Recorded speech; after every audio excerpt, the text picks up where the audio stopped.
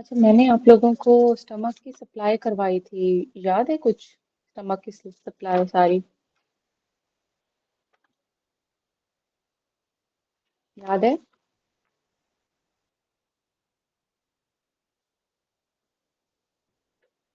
Guys, guys, Memona, सामा। जी ma'am, थोड़ी बहुत याद है।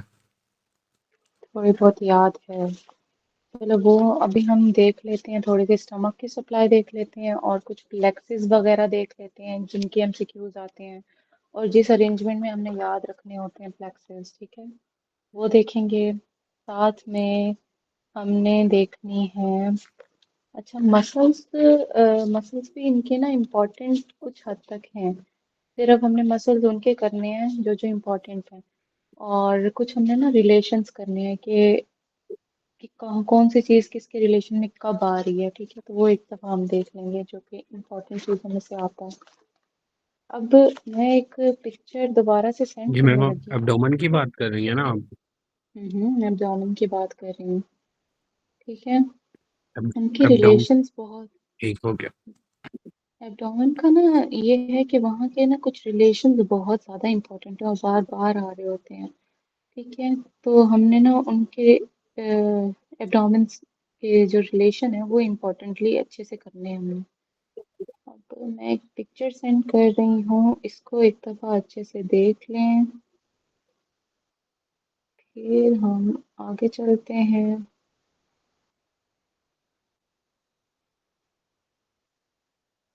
अच्छा, एनाटमी ना बहुत प्यारी चीज़ है। अगर आप एनाटमी को ना आंखों से देख लोगे ना और समझ लोगे, वो आपको नहीं भूलेगी।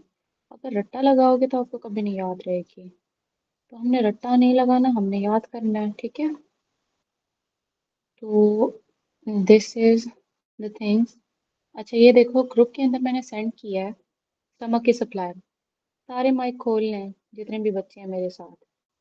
ठीक है, जिनका पीछे शोर नहीं है वो माइक खोल लें और मेरे साथ ही रिवाइज करते जाएं। मैमोना, ओसामा, एवरीवन। ठीक है।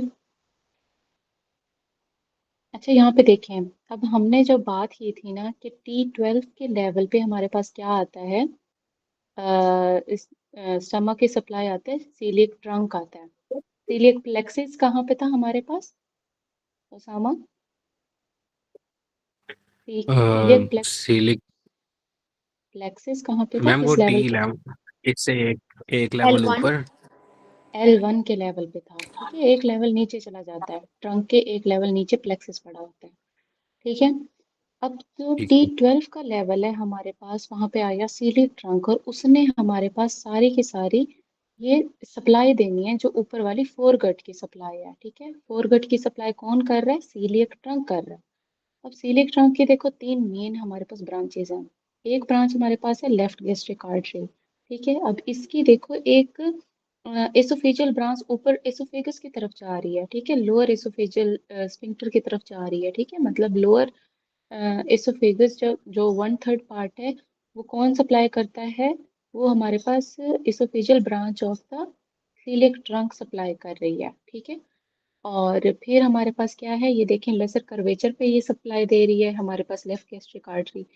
फिर दूसरी ब्रांच जो होती है वो होती है स्प्लेनिक। ठीक है, स्प्लेनिक आर्टरी वो स्टमक के पीछे वाले पोस्टीरियरली गुजरती है। ठीक है, बेड ऑफ द स्टमक के पीछे पोस्टीरियरली गुजर के सप्लाई दे रही होती है किस किस जगह को। एक तो स्प्लेन को सप्लाई दे रही है, स्प्लेनिक आर्टरी से क्या मुराद है, एक तो स्प्लेन को सप्लाई दे रही है, एक तो फंडस को सप्लाई दे रही है शॉर्ट गैस्ट्रिक आर्टरी के थ्रू, और साथ में लेफ्ट गैस्ट्रो एपिप्लोइक आर्टरी दे रही है supply greater curvature of the stomach को थोड़ा सा पार्ट। ठीक है, यहाँ तक क्लियर है?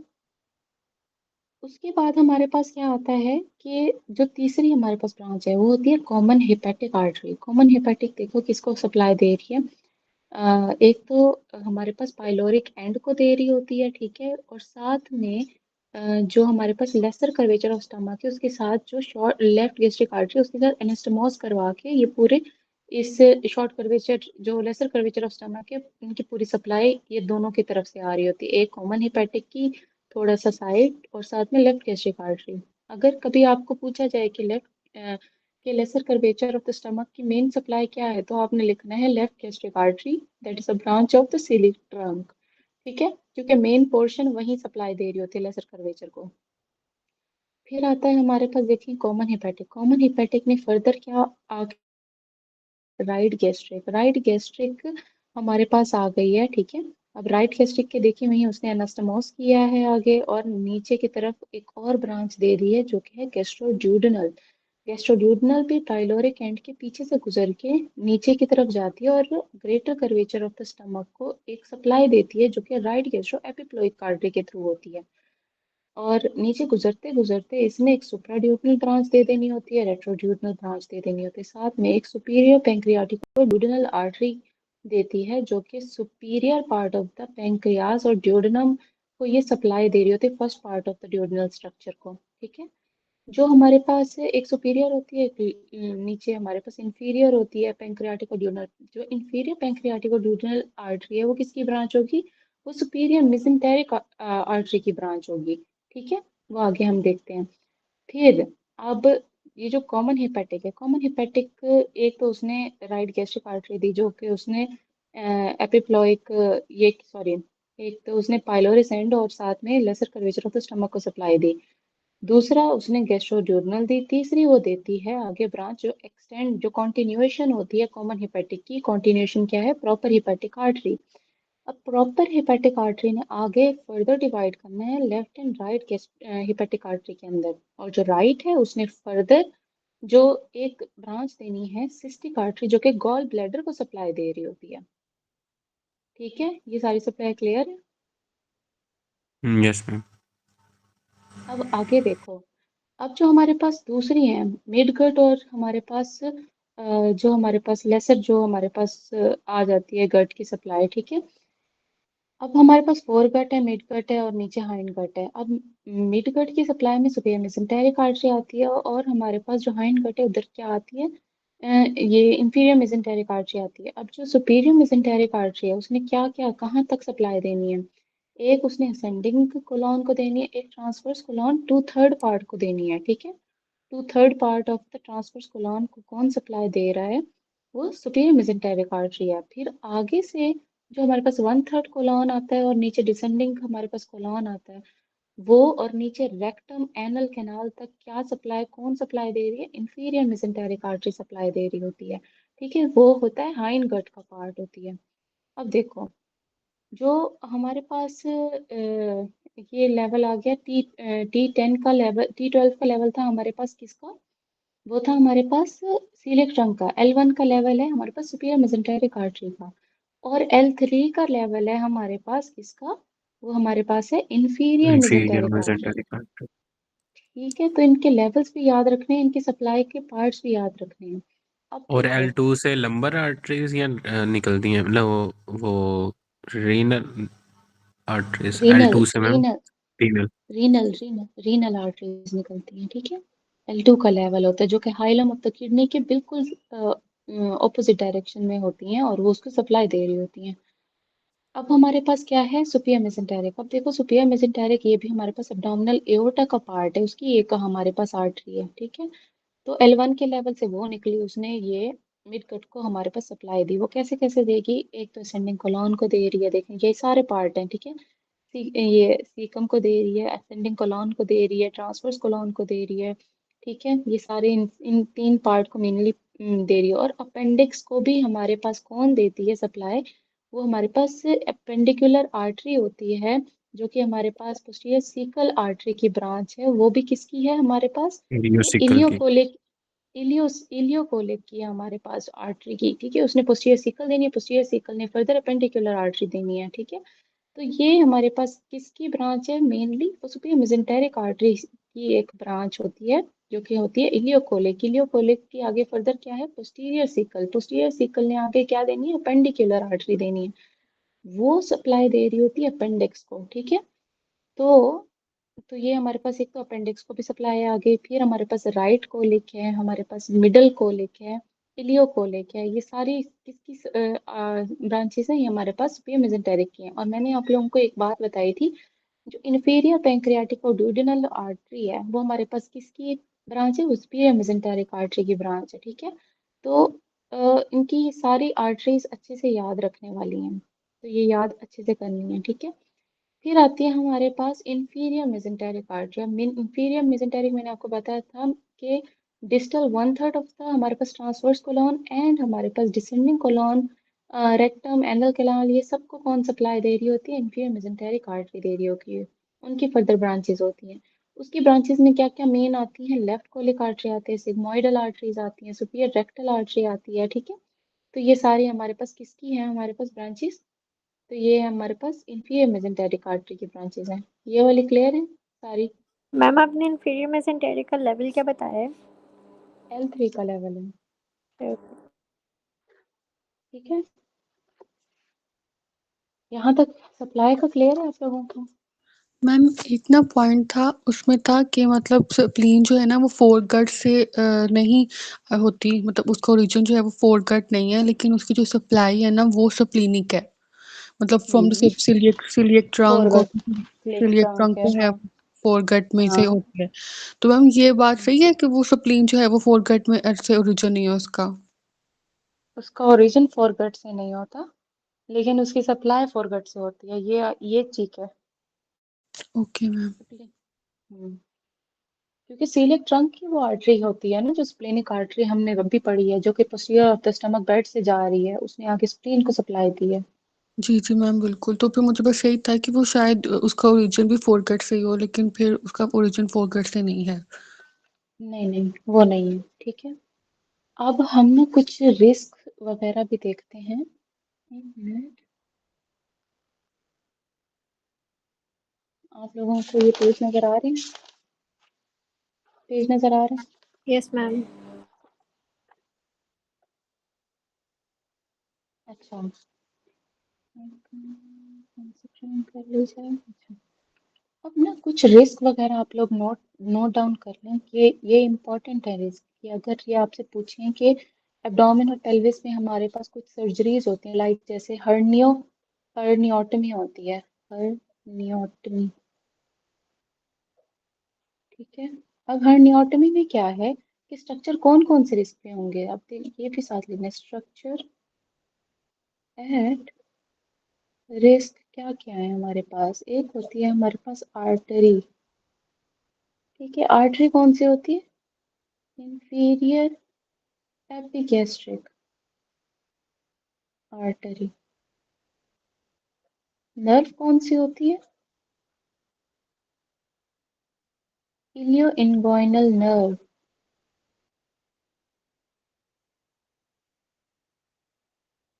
ठीक है। अगर यहाँ पे हमारे पास कुछ कॉमन स्ट्रक्चर इनकाउंटर्ड का पूछें कि कौन से कॉमन स्ट्रक्चर इनकाउंटर होते हैं ड्यूरिंग नॉर्मल इनगुइनल रिपेयर, तो वो होता है पेम्पिनी फॉर्म प्लेक्सिस, ठीक है। ये एमसीक्यूज आते हैं फिर। Common structure encountered during normal inguinal repair is tympaniform plexus. Tympaniform plexus, ठीक है। तो ये एमसीक्यूज आता है। अब फिर आती है कि हमारे पास अगर डिवीजन ऑफ द इंग्वाइनल, जो इलियो इंग्वाइनल नर्व है अपेंडेक्टमी के दौरान, ठीक है, अपेंडेक्टमी के, तो वो क्या किस तरह का हर्निया कॉज करवाती है? तो वो हमारे पास क्या होता है? डायरेक्ट हर्निया होता है ड्यूरिंग, ये सॉरी, डिवीजन अगर हो रही है, division of ilioinguinal nerve हमारे पास during appendectomy leads to direct hernia, ठीक है। अब वो कहते हैं कि अपेंडेक्टमी के दौरान क्या क्या चीजें खतरे में होती है? अपेंडेक्टमी, किस चीज का हमें ख्याल रखना पड़ता है? कौन से स्ट्रक्चर रिस्क पे होते हैं? Structures at risk. ये सारी चीजें ना वेगली इधर उधर फैली हुई हैं, तो ये एक ही जगह आप लोगों ने सॉर्टेड फॉर्म में लिख लेनी है, ठीक है। जो आर्टरी है हमारे पास वो कौन सी है? Deep circumflex artery. और जो हमारे पास नर्व है वो है इलियो hypogastric nerve,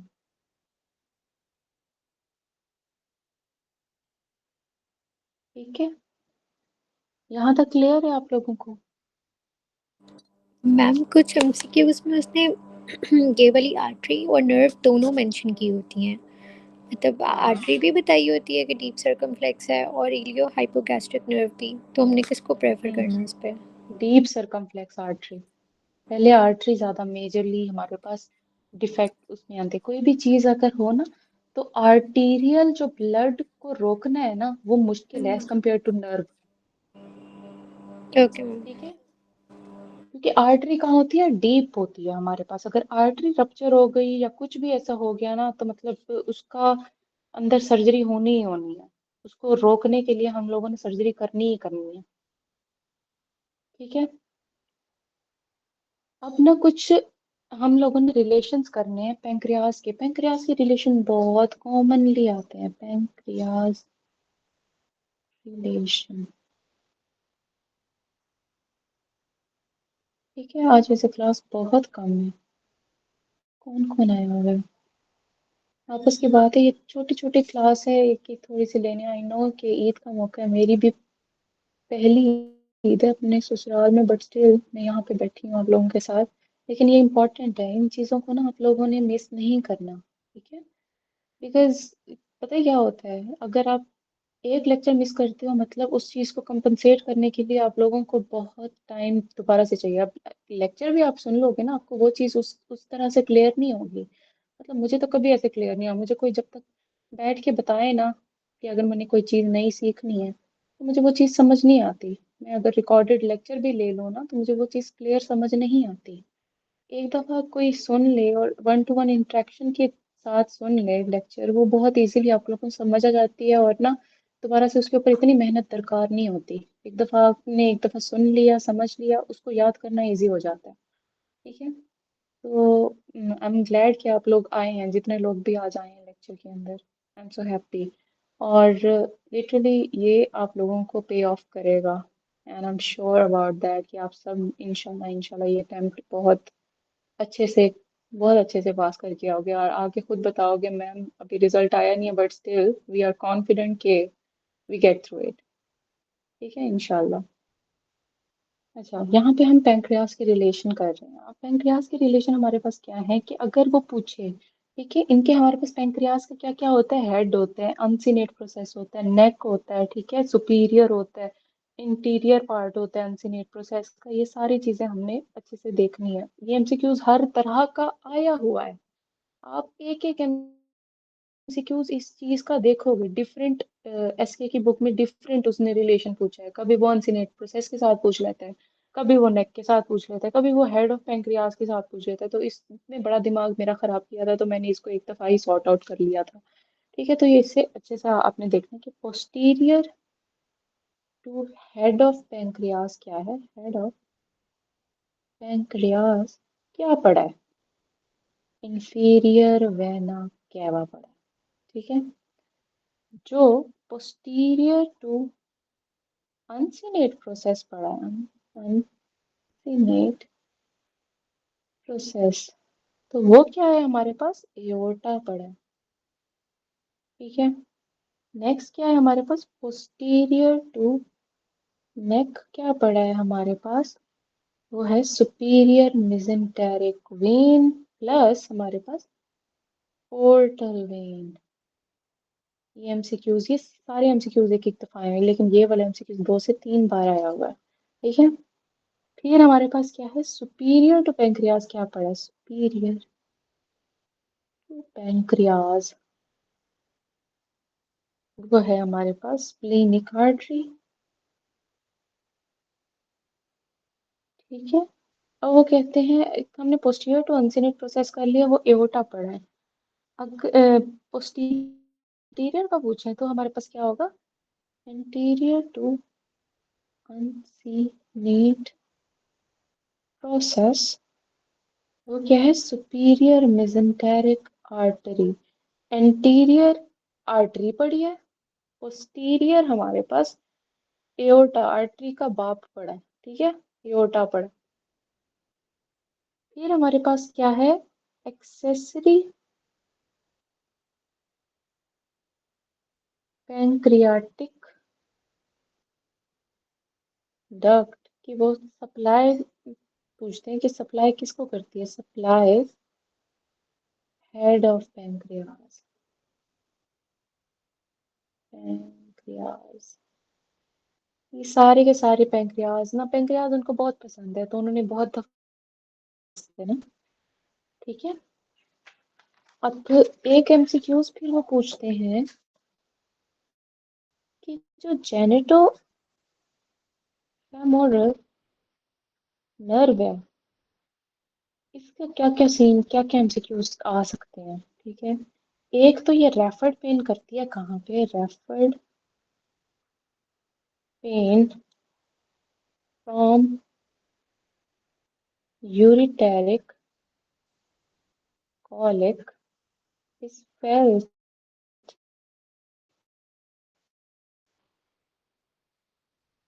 due to involvement of which nerve? ठीक है, वो होती है हमारे पास जेनेटोफेमोरल नर्व। दूसरा हमारे पास आता है कि रेफर्ड पेन टू थाई है एंड टेस्टिकल, वो कौन कौन करवा रहा होता है? वो जेनेटोफेमोरल नर्व है। फिर वो कहते हैं कि क्रिमेस्टेरिक रिफ्लेक्स है, ठीक है, उसका इफरेंट कहाँ से आता है?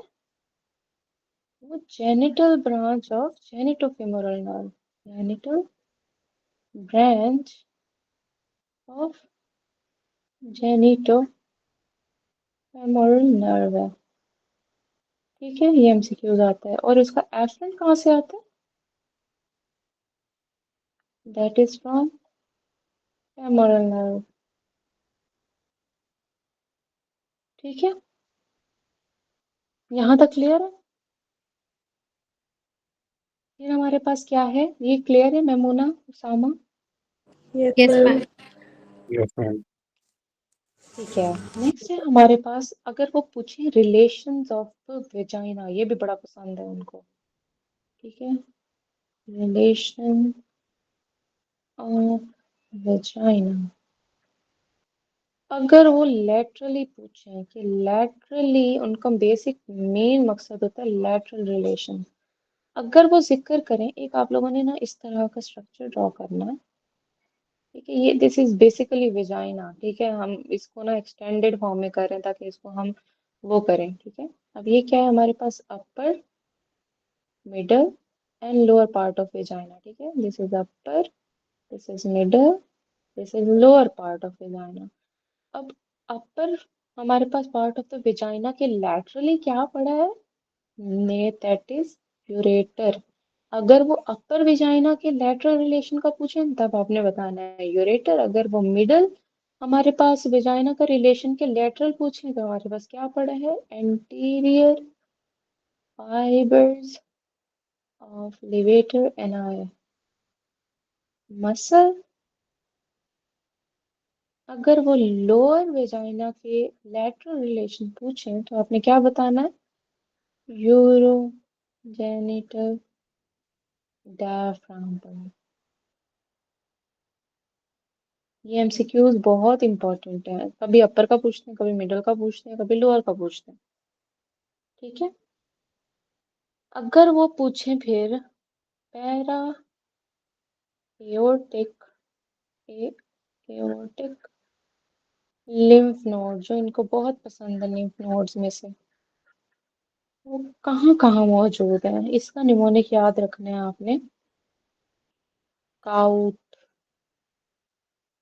ठीक है। काउट, काउट इज के, क्या है हमारे पास, किडनी है। ओ क्या है, ओवरी है। यू क्या है, यूट्राइन ट्यूब है। टी क्या है हमारे पास, टेस्टीज है। ठीक है। इसके अलावा हमारे पास और क्या होता है कि अगर वो पूछा जाए कि टेस्टीज का अगर, क्योंकि टेस्टीज का ना कुछ और लिम्फ नोड्स के साथ भी फॉल आउट होता है, अगर वो टेस्टीज का स्पेसिफिकली पूछें तो आपने क्या करना है, आपने पहले पैरा एयोर्टिक लिम्फ नोड्स को प्रेफर करना है। एयोर्टिक लिम्फ नोड ग्रेटर देन हमारे पास क्या होते हैं, लंबर, ग्रेटर देन हमारे पास क्या होते हैं, एओर्टो, एओर्टो केवल, ग्रेटर देन हमारे पास क्या होता है, आइलियन। ठीक है। ये फॉर टेस्टीज है, ये बहुत दफा आया हुआ है टेस्टीज का। अभी वो लंबर दे देते हैं क्योंकि वहां पे क्या होता है, पैरायोटिक लिम्फ नोड मौजूद नहीं होता। अगर पैरायोटिक ना हो तो लंबर, लंबर ना हो तो एओर्टो केवल, एओर्टो केवल ना हो तो आइलियन। ठीक है। अब एक चीज मैम होती है, इंटरनल आइडिया कहाँ है?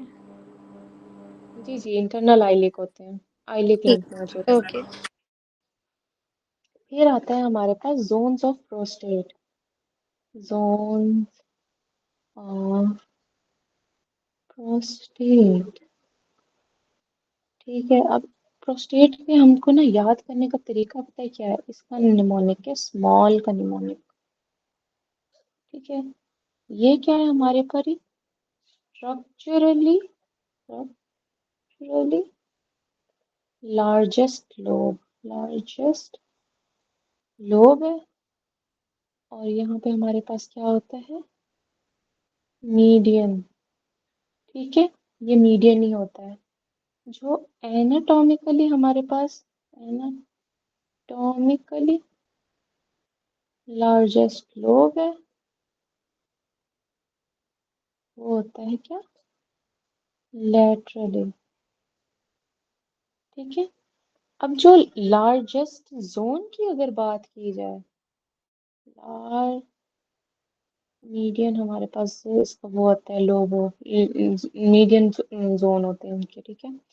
अब लार्जेस्ट हमारे पास क्या है, जोन कौन सा होता है पेरिफेरल। पेरिफेरल हमारे पास क्या होता है, लार्जेस्ट जोन ऑफ द हमारे पास प्रोस्टेट आ रहा होता है। अगर प्रोस्टेट का वो कहें कि कैंसर स्प्रेड आउट हो रहा है तो कहाँ जाएगा वो, ये सी प्रोस्टेट है। ठीक है। वो कहाँ जाएगा, पहले जाएगा वर्टिब्रल कॉलम, ये स्प्रेड की बात हो रही है। ठीक है। कॉलम, ये एमसीक्यूज आया हुआ है, कॉलम। फिर एंड टू ब्रेन वाया क्या, वर्टिब्रल वेनस प्लेक्सस। ठीक है। अगर वो कहे रेक्टम का सी है रेक्टम, वो कहाँ स्प्रेड करके जाएगा, ये भी एमसीक्यू सारे में है, इनके स्प्रेड कहाँ प्रोस्टेट कहाँ का भी कैसे कैसे एमसीक्यू होते हैं। जो आता है कि बीपीएच में जो है कौन सी लोब इनलार्ज्ड है और एडेनोकार्सिनोमा प्रोस्टेट में कौन सी लोब इनलार्ज्ड है, वो भी बता दें प्लीज। वो बताती हूँ। अगर सी रेक्टम है, सी रेक्टम में हमारे पास स्प्रेड कहाँ पे होगा, कैंसर टू लिवर में होगा। ठीक है। ये हमारे पास कहाँ पे होगा, लिवर के अंदर होगा। अच्छा, यहाँ पे हमारे पास क्या है, लार्जेस्ट हमारे पास जोन क्या है, पेरिफेरल जोन है। ठीक है। अगर वो हमारे पास क्या कहते हैं, किसी स्ट्रक्चरली और उसके लिए पूछ रहे होते हैं कि जोन कौन सा है, लार्जेस्ट जोन कौन सा है, वो पेरिफेरल जोन है। और अगर हमारे पास रीनोकार्सिनोमा अगर आए तो वो कहाँ पे होगा, लार्जेस्ट जोन में होगा, स्मॉलेस्ट जोन में होगा, कहाँ पे होगा।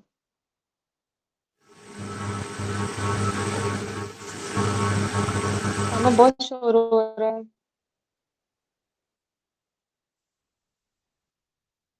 मैम क्वेश्चन क्या रिपीट कर दे? क्वेश्चन ये है कि अगर वो कहें कि हमारे पास सी ए प्रोस्टेट है, तो वो लाई कहाँ बेसिकली कर रहा होता है? Peripheral, largest zone structure peripheral में। पेरिफेरल में कर रहे पेरिफेरल में कर रहा होता है, ठीक है, पेरिफेरल जोन के अंदर कर रहा होता है सीए हमारे पास प्रोस्टेट। ये एमसीक्यूज आते हैं, ठीक है। फिर अगर वो पूछें आपसे कि वो वाला आप लोगों को सारा पता है कि यूरिन रप्चर करके कहाँ जाता है, deep perineal superficial perineal pouch वाला सारा कॉन्सेप्ट पता है? नहीं मैम बता या दो। वो करवा दूं?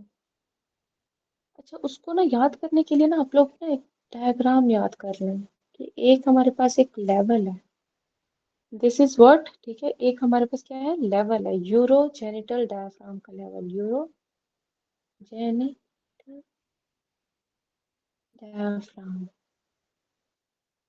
ठीक है। ये लेवल ऑफ क्या है, यूरो जेनिटल डायफ्राम का लेवल है, ठीक है। और यहाँ पे हमारे पास क्या प्रेजेंट है, यूरिथ्रल स्पिंक्टर प्रेजेंट है, यूरिथ्रल स्पिंक्टर प्रेजेंट है, ठीक है। ये है eight the level of the urogenital diaphragm. इसके ऊपर क्या है, above the level of urogenital diaphragm. इसके नीचे क्या है, below the level of urogenital diaphragm. ये वाले पॉइंट क्लियर है? क्लियर है? Yes ma'am. अब जो above the level of the diaphragm होता है यूरोजेनिटल, वहां पे क्या पड़ा होता है, डीप पेरिनियल पाउच पड़ा होता है, ठीक है। जो below the level of diaphragm है वो क्या है, सुपरफिशियल पेरिनियल पाउच पड़ा होता है, ठीक है। अब वो एमसीक्यूज पूछते हैं, ठीक है, एमसीक्यूज पूछते हैं कि यूरिन, अगर ये कोई स्ट्रक्चर हमारे पास, यूरिन कहाँ मूव करेगा, urine move to which structure, अगर कोई हमारे पास स्ट्रक्चर रप्चर हो जाए अबव द डायफ्राम, तो मतलब हमारे पास क्या है, अब यहाँ पे एट द लेवल आप लोगों ने याद रखना है, एट द लेवल एक और चीज याद रखनी है, यहाँ पे क्या होता है, मेम्ब्रेनस यूरिथ्रा, मेम्ब्रेनस यूरिथ्रा। इसके ऊपर क्या पड़ा होता है, अबव पे हमारे पास प्रोस्टेटिक यूरिथ्रा। ये पूरा यूरिथ्रा के पार्ट आपको बता रही हूँ, पहले प्रोस्टेटिक आता है, फिर मेम्ब्रेनस आता है, फिर बल्बो आता है, लास्ट में पिनाइल यूरिथ्रा आता है, ठीक है। मेल का पूरा स्ट्रक्चर ऊपर से नीचे तक आप लोगों को पता हो। प्रोस्टेटिक हमारे पास क्या है, डीप पेरिनियल पाउच में पड़ा है, above the urogenital urogenital diaphragm, prostatic urethra,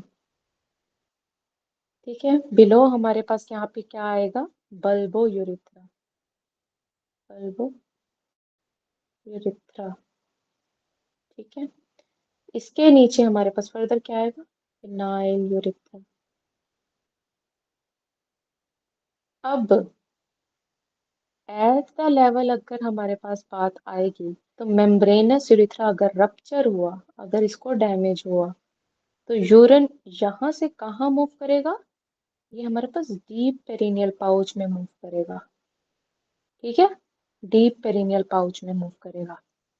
अगर हमारे पास क्या है, प्रोस्टेटिक यूरिथ्रा का रप्चर हुआ, प्रोस्टेटिक यूरिथ्रा, अब इसने कहाँ मूव करना है, एक स्पेस होती है हमारे पास रेट्रोप्यूबिक स्पेस, रेट्रोप्यूबिक स्पेस, यहाँ पे हमारे पास यूरिन ने मूव करके जाना है, ठीक है। अब हमारे पास अगर बल्बो यूरिथ्रा का डैमेज हुआ, इसके साथ हमारे पास यूरिन कहाँ मूव करेगा, ये सुपरफिशियल पेरिनियल पाउच में मूव करेगा, ठीक है। अगर वो कहें कि पिनाइल यूरिथ्रा का डैमेज हुआ है, तो यूरिन कहाँ मूव करेगा, सक्रूटम में, ठीक है, greater than anterior abdominal wall,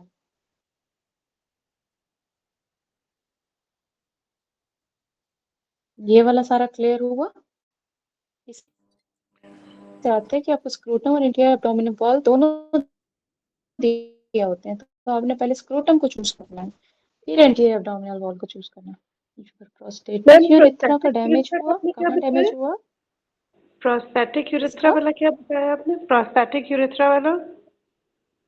अगर above था हमारे पास urogenital diaphragm, prostatic urethra damage, उसका यूरिन रप्चर करके कहाँ किस स्पेस में जाएगा? रेट्रोप्यूबिक स्पेस में जाएगा। अगर हमारे पास at the level of urogenital diaphragm membranous urethra damage हो रहा है, तो हमारे पास यूरिन कहाँ मूव करके जाएगा? हमारे पास डीप पेरिनियल पाउच में मूव करेगा। अगर बल्बो यूरिथ्रा हमारे पास below the level of the urogenital diaphragm है और वहां पे उसका कोई रप्चर हुआ है, तो यूरिन कहाँ मूव करके जाएगा? सुपरफिशियल पेरिनियल पाउच में मूव करेगा।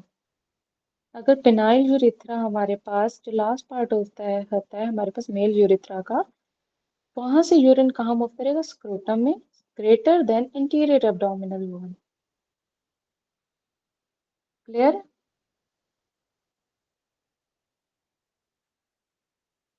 Yes ma'am. Yes ma'am. ये चीज अपनी ना भूले, क्योंकि ये बहुत इजीली इस चीज से ऐसे याद होता है डायग्रामेटिकली।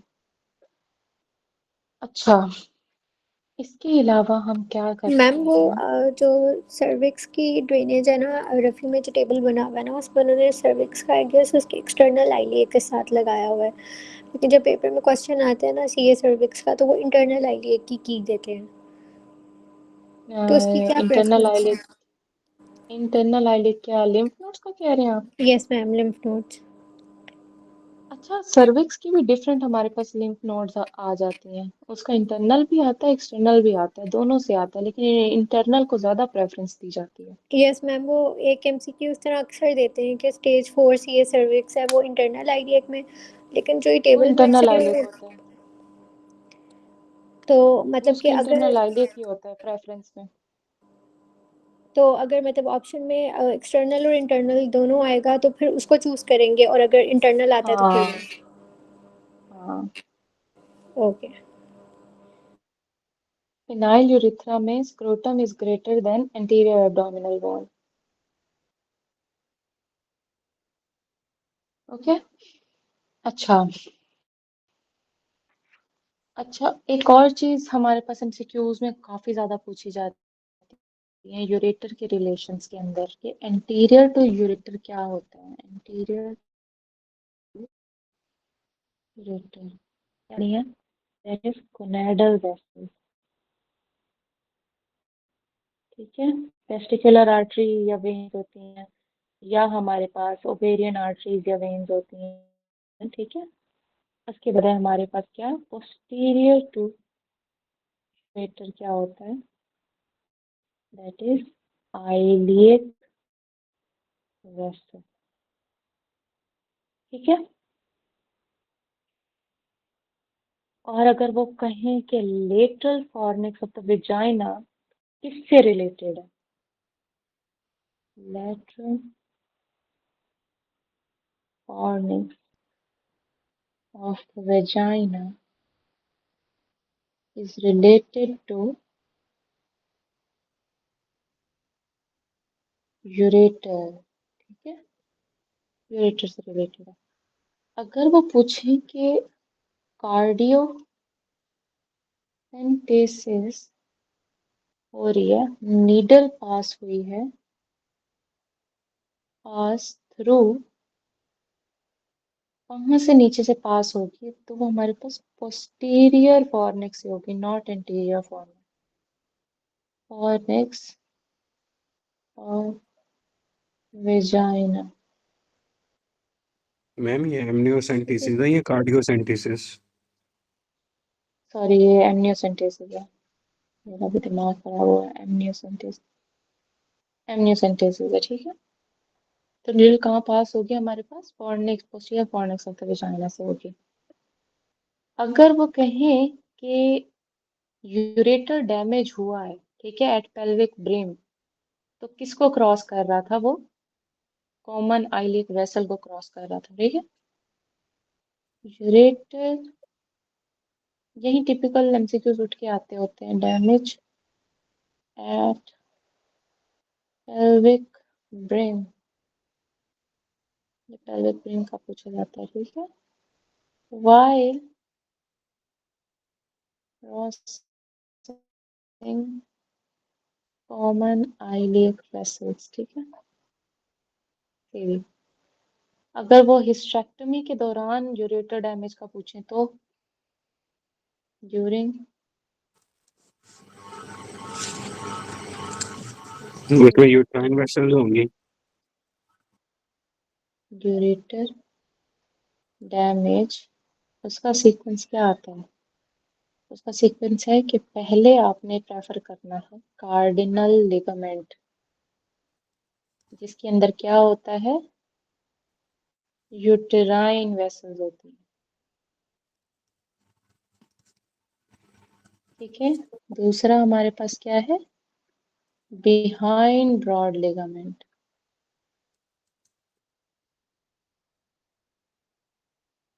तीसरा हमारे पास क्या होता है? एट पेल्विक ब्रेन, जहाँ पे क्या मौजूद होती है? ओवेरियन वेसल्स, ठीक है। अगर फिर वो पूछे कि सपोज कप ओ आई का निमोनिक तो सबको पता है, कप मैम ये बताते हैं। ओ आई, ठीक है। ये आपने एक निमोनिक याद रखना है, कप ओ आई, ठीक है। अब कप ओ आई में हमारे पास क्या है? सी सेक्शन के दौरान सबसे कॉमन आर्टरी का डैमेज कौन सा होता है? दैट इज यूटेराइन आर्टरी, ठीक है। पेल्विक ब्रिम पे सबसे कॉमनली आर्टरी कौन सी डैमेज होती है? Ovarian artery.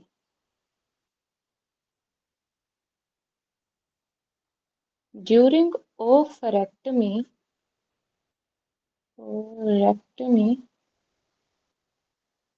जब ओवरी को रिमूव किया जाता है, ठीक है, या अगर वो कहें लेपरोटमी, लेपरोटमी, ठीक है। तो इसके दौरान सबसे कॉमनली आर्टरी कौन सी डैमेज होती है? That is internal iliac,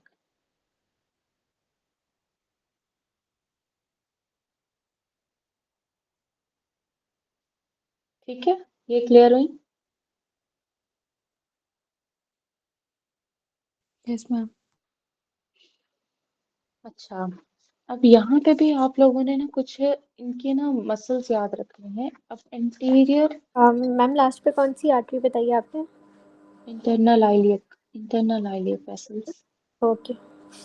anterior abdominal wall muscles.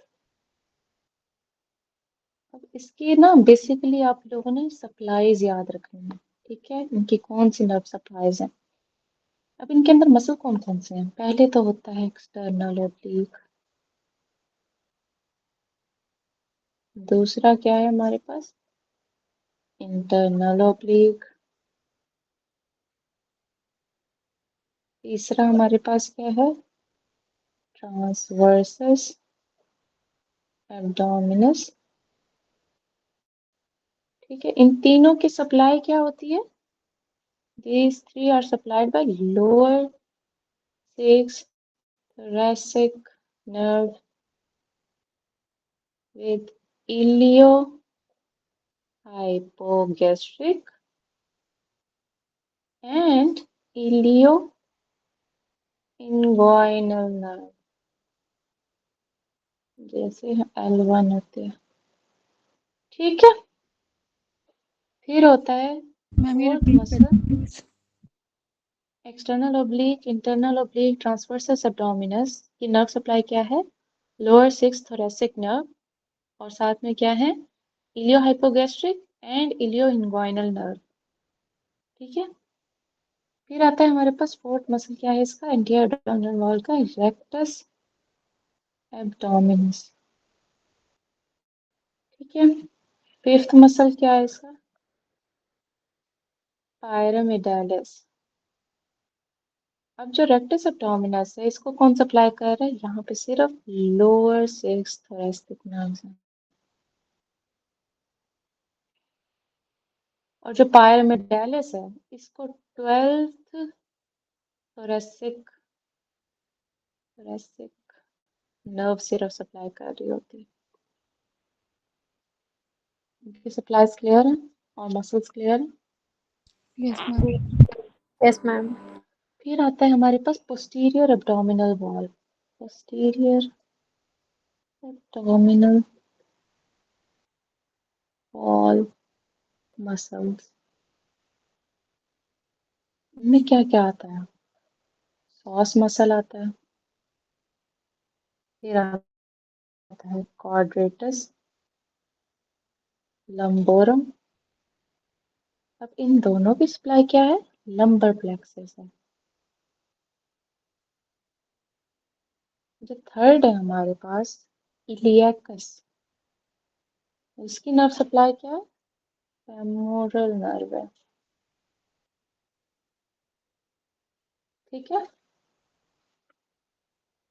अब यहाँ पे ना कभी कभी वो हिप जॉइंट की मूवमेंट्स का पूछते हैं कि ligament that prevent movements at hip joint, वो कौन से लिगामेंट है? Ligament that prevent movement at hip joint.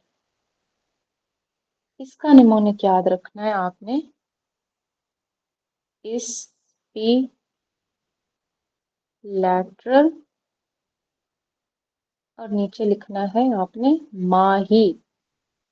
माही क्या है? स्पी लेटरल माही। ठीक है। अब स्पी लेटरल हमारे पास क्या है? इसके एमसीक्यूज बहुत कंफ्यूजिंग आएंगे, आपने इसी तरतीब से याद रखना है। ठीक है। अब जो स्पी लेटरल है हमारे पास, इसके अंदर क्या है? क्या है? ये होता है हमारे पास इस्कियोफेमोरल। इस्कियोफेमोरल। ठीक है। और इसका इसने क्या करवाना है? Basically medial rotation. ये रिस्पॉन्सिबल क्या है? मीडियल रोटेशन के लिए। ठीक है। जो हमारे पास क्या है? जो पी है, पी। अब पी का हमारे पास क्या है? पी फॉर, ये हमारे पास इसको याद रखना है इसके लिए। ठीक है। पी नॉट आई, आई को साइड पे करो, आई इज बड़ा। ठीक है। अब पी क्या है हमारे पास? प्यूबो फेमोरल। प्यूबो फेमोरल। इसकी क्या है हमारे पास? एबडक्शन। जो आई है हमारे पास इलियो फेमोरल। इलियो फेमोरल। वो क्या है हमारे पास? Hyper extension. क्या है?